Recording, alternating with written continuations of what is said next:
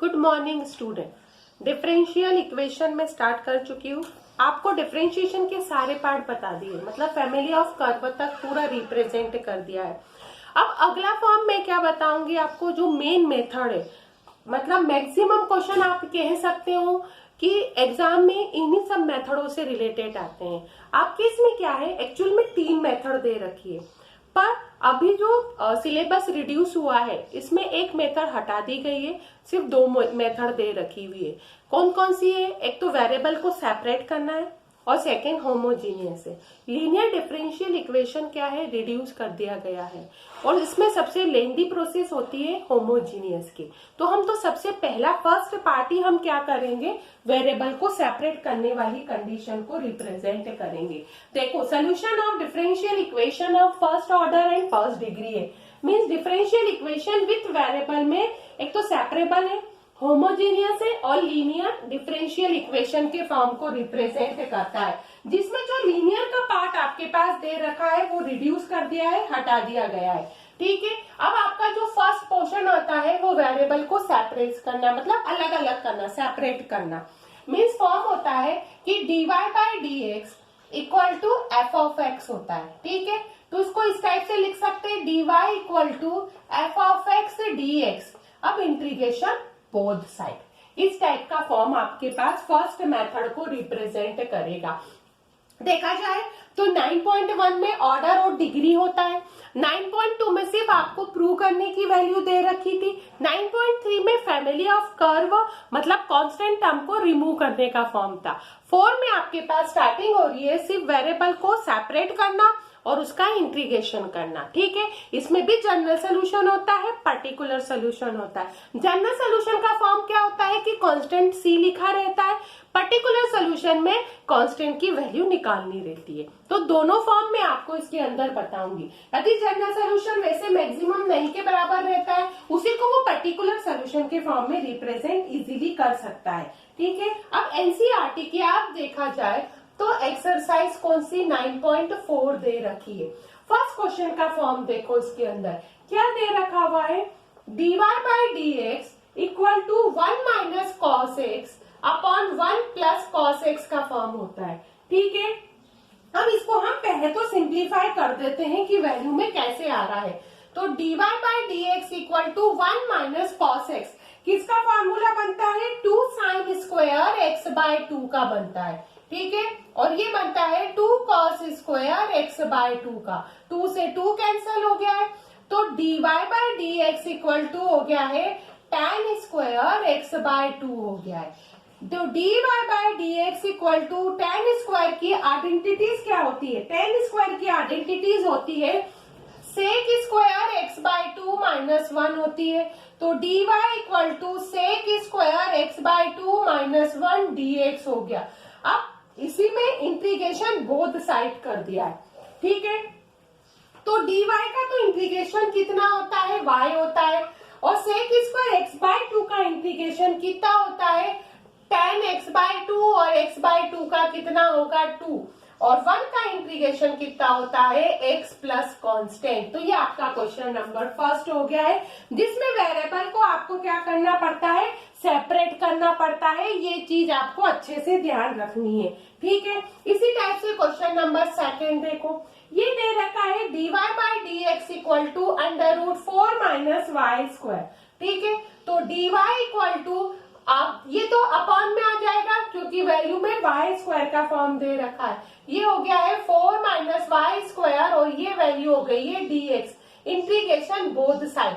ये कौन सा स्टैंडर्ड फॉर्मूला बन गया, dy अपॉन अंडर रूट 2 का square minus y square equal to dx। ये हो गया आपके पास 1 upon under root a square minus x square का फॉर्मूला बन गया। ये फॉर्मूला होता है sine inverse x by a होता है, तो यह y है, y बाय 2 हो गया equal to x plus constant के फॉर्म को रिप्रेजेंट कर रखेगा। तो ये आपके पास क्या हो गया है, क्वेश्चन नंबर सेकंड भी सॉल्व हो गया है। ये सबसे सिंपल है, पर ये इसलिए स्टार्टिंग में आपको यूज होगा क्योंकि यही वैल्यू होमोजीनियस में भी सॉल्व करेंगे, तो होमोजीनियस मेथड को सॉल्व करने के बाद लास्ट स्टेप आपके पास बनेगी किसकी, वेरिएबल को सेपरेट करना, मतलब अलग अलग के फॉर्म में रिप्रेजेंट करना। यही फॉर्म आपको यहाँ पर भी रिप्रेजेंट करेगा। ये चीज आपको अच्छे से याद रखनी है। अब आप देखिए कि जब आप क्वेश्चन को सॉल्व करते हैं तो सिर्फ आपके पास इंटीग्रेशन का फॉर्म क्या हो रहा है, रिपीट ही तो हो रहा है। जितना आपने इंटीग्रेशन वहां पढ़ा हुआ है 7 चैप्टर में, वो इंटीग्रेशन यहाँ पर वापस आपके लिए क्या हो जाएगा, रिकॉल करने की प्रोसेस को ही रिप्रेजेंट करेगा। ठीक है, अब क्वेश्चन नंबर 3 देखो, dy by d x plus y equal to 1 हो गया। ठीक है, तो ये हो गया dy by d x equal to 1 minus y हो गया, dy upon 1 minus y equal to dx हो गया। इंटीग्रेशन बोथ साइड हो गया है। 1 अपॉन 1 माइनस वाई, इसका इंटीग्रेशन कितना होता है, ये होता है माइनस का लॉग 1 माइनस वाई हो गया, dx का x हो गया, और ये हमने लिखा कांस्टेंट में log c। आप कुछ भी लिख सकते हैं, ऐसा कुछ भी फॉर्म नहीं दे रखा हुआ है। ठीक है, इसको हम इधर ले गए, माइनस के log 1 माइनस वाई माइनस के log c equal to x, minus common निकाला तो ये हो गया log c 1 minus y equal to x के फॉर्म को रिप्रेजेंट करेगा। ठीक है, अब यदि log हटाना है तो आपके पास वैल्यू क्या अरेंज हो सकती है, ये चीज आपको इसमें ध्यान रखना है।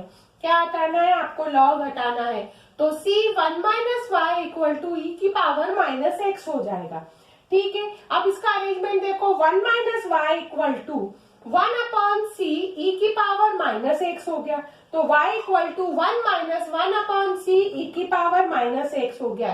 फिर इसको एज्यूम कर लो, क्या करोगे कि a equal to minus 1 by c, तो y इक्वल टू हो गया a ई की पावर माइनस एक्स।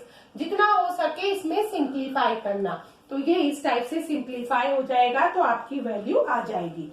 ठीक है, अब क्वेश्चन नंबर 4 देखो, इसमें ये आ गया है sec square x tan y dx plus sec square y tan x dx equal to 0।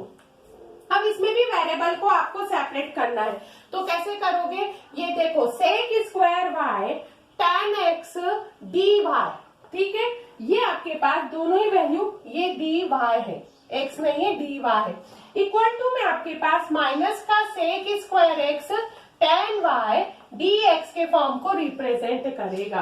अब वेरिएबल को आपको सेपरेट ही तो करना है, ये हो गया sec square y upon tan y और dy हो जाएगा। ठीक है, ये माइनस का sec square x tan x dx के फॉर्म को रिप्रेजेंट करेगा। दोनों का हमने इंटीग्रेशन कर दिया है, तो वैल्यू में क्या बनेगा, अब इधर देख लेना, tan y को मैंने t1 पुट किया, तो tan का होता है सेक स्क्वायर y1। ठीक है, तो ये कितना हो गया, ये कितने फॉर्म को सेक स्क्वायर y dy dt1 हो जाएगा, और इस टाइप से इसको भी हम t पुट करेंगे, तो ये कितना हो जाएगा फॉर्म, ये आ गया आपके पास t1 अपॉन t1 हो गया, मतलब ये हो गया log t1 किसकी वैल्यू है, tan y की वैल्यू है। इसको भी सॉल्व करो, एज इट इज है कि tan x को t2 पुट करोगे फिर इसको सॉल्व करोगे, तो इसका भी इंटीग्रेशन कितना होगा, log tan x प्लस, अब यहाँ पर सब log आ रहा है तो log मैंने कांस्टेंट रख दिया, इसको उधर लेके गई तो log tan y और tan x हो जाएगा। ठीक है, और ये हो गया log c। कंपेयर करेंगे दोनों साइड में, तो c की वैल्यू किसके इक्वल आ गई, tan x और tan y के इक्वल आ गई। तो इस टाइप से भी आप इसमें प्रूव कर सकते हो। अब इस टाइप से क्वेश्चन नंबर 5th और 6th आप इजीली सॉल्व कर सकते हो, क्योंकि क्वेश्चन आपके पास कोई बड़े नहीं है, सब सिर्फ वेरिएबल को सेपरेट करके ही इंटीग्रेशन करना है। तो 4 तक मैंने बताया, 5th और 6th आप लोग खुद करेंगे, फिर उसके आगे के क्वेश्चन मैं आपको बता देती हूँ। फॉर्म देखिए कोई टफ नहीं है, हर एक दिन में आप एक एक्सरसाइज इजीली सॉल्व कर सकते हो, और इसमें वैसे भी सिलेबस रिड्यूस हो गया है, तो आपके पास बहुत सारी चीजें क्या आ गई है, डिलीट हो गई है, हट गई है, तो ऐसा कुछ भी नहीं है कि पोर्शन बहुत सारा दे रखा हुआ है।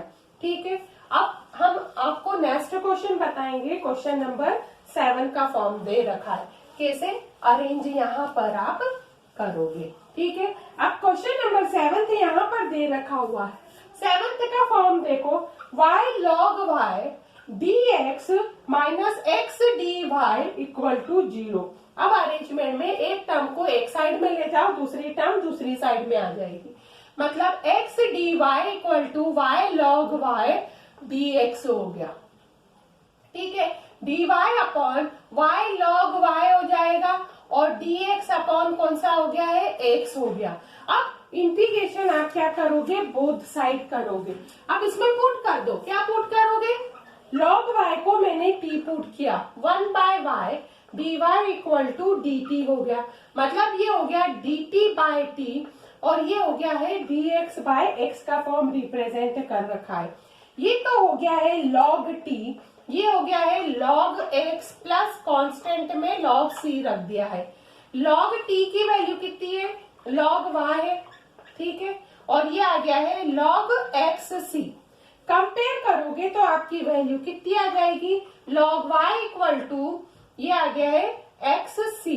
अब आप चाहो तो सी में कन्वर्ट कर दो, वाई इक्वल टू मतलब ई के फॉर्म में कन्वर्ट कर दो, सी एक्स का फॉर्म रिप्रेजेंट करेगा। तो ये आपका क्वेश्चन नंबर क्या हो गया, 7 का पार्ट रिप्रेजेंट कर गया है। अब आप आगे के क्वेश्चन देखिए। क्वेश्चन नंबर 8 क्या करोगे, आप इजीली सॉल्व कर सकते हो। क्वेश्चन नंबर 8 में कोई प्रॉब्लम नहीं है। अब यहाँ पर देखिए क्वेश्चन नंबर 9 क्या दे रखा है, dy by d x equal to sine inverse x. देखने में तो कितना छोटा सा सम है, तो dy equal to sine inverse x d x integration both side. अब साइन इनवर्स एक्स का डायरेक्ट इंटीग्रेशन होता है क्या, आप डायरेक्ट इंटीग्रेशन नहीं कर सकते हो। तो ऐसे फॉर्म में आप क्या करोगे, 1 यूज करोगे। क्या यूज करोगे, 1 यूज करोगे। ये हो गया फर्स्ट और 1 वाला हो गया second. y as it is, first function as it is, second का इंटीग्रेशन। 1 का इंटीग्रेशन कितना होता है, x, और साइन इनवर्स का 1 upon under root 1 minus x square, और 1 का कितना हो गया, x, और dx के फॉर्म को रिप्रेजेंट करेगा। अब इसमें आप क्या सब्स्टिट्यूट करोगे कि आपकी वैल्यू इजीली यहाँ पर निकल जाए।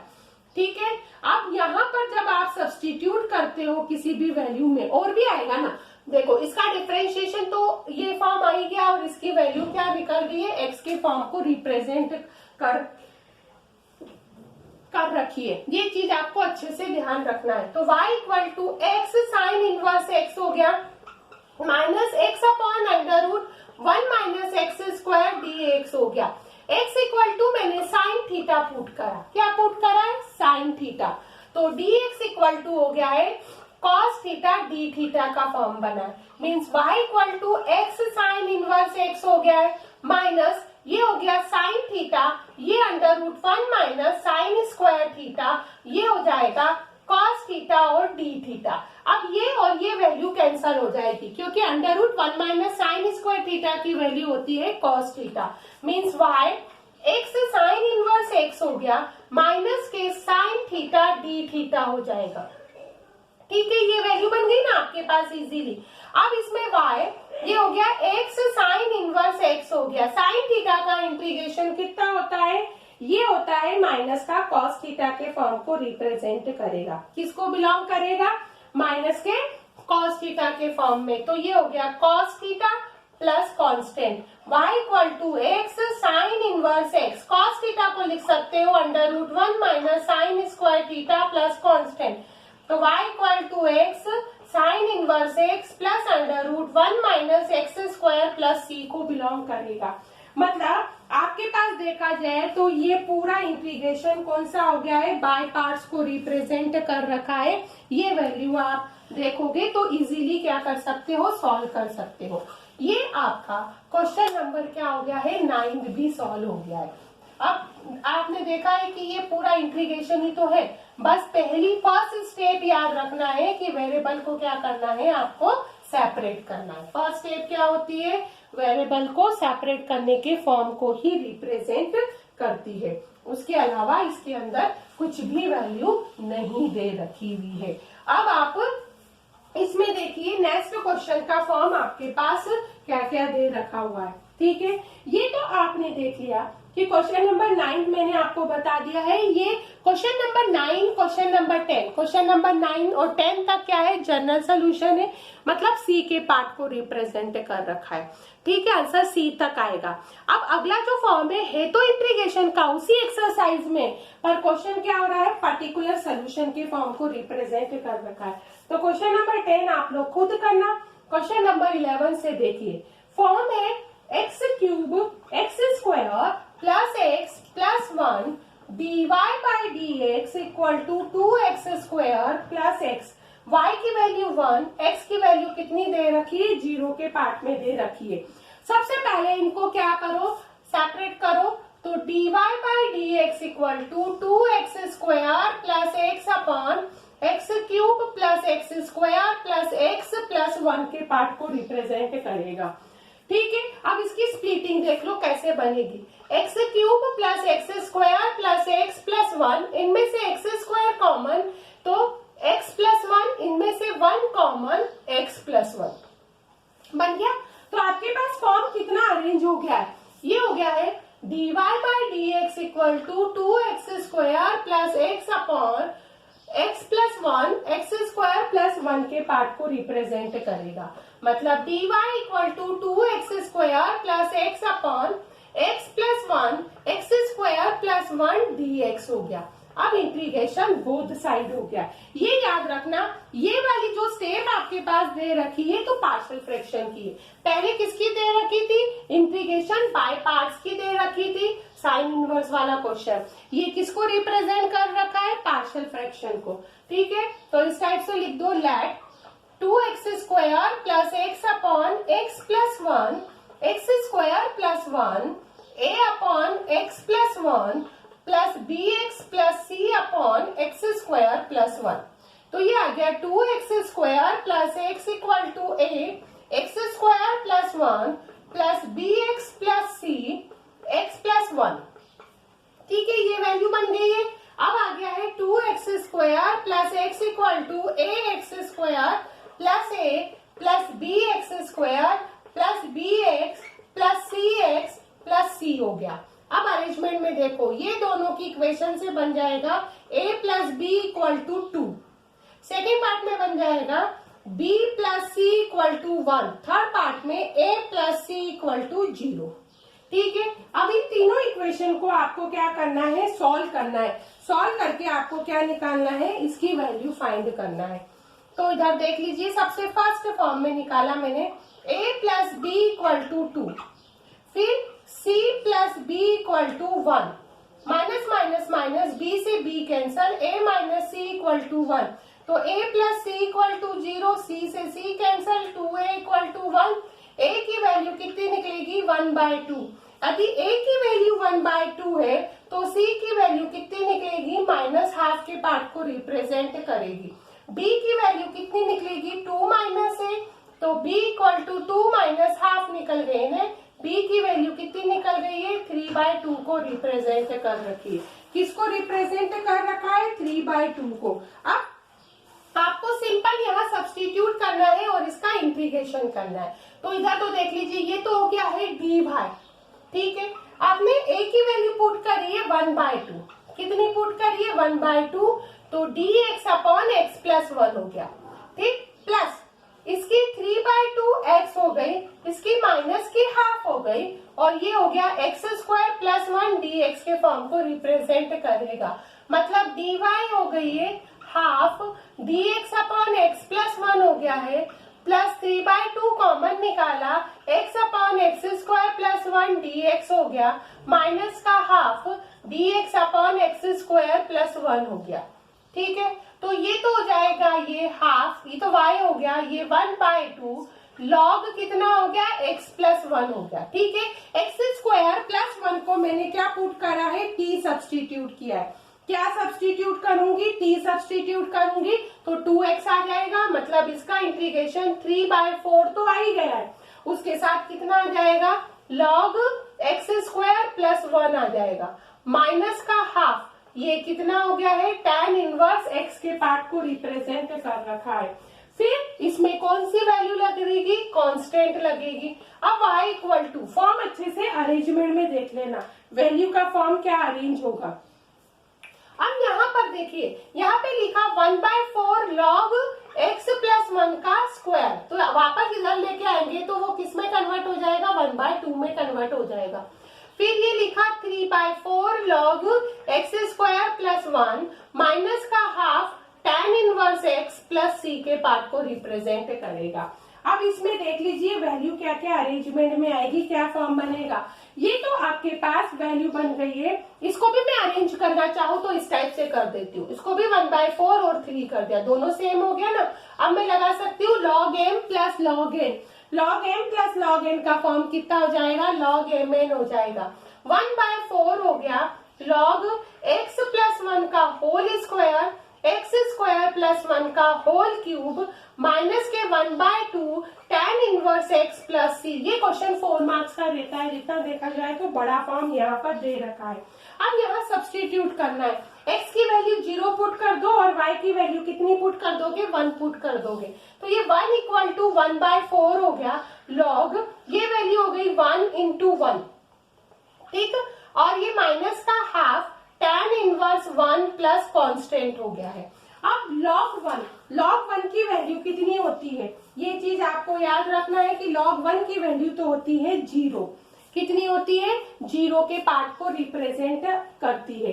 log 1 की वैल्यू कितनी होती है, 0 होती है, 0 के पार्ट को रिप्रेजेंट करती है। और यहाँ x तो 0 ही दे रखा हुआ है, तो ये 1 इक्वल टू 0, tan इनवर्स 0 की भी 0 प्लस c की वैल्यू कितनी निकलेगी, 1। इस टाइप से ये पर्टिकुलर सोल्यूशन है और ये एग्जाम में आने वाला है, तो ये चीज आपको अच्छे से याद रखना है।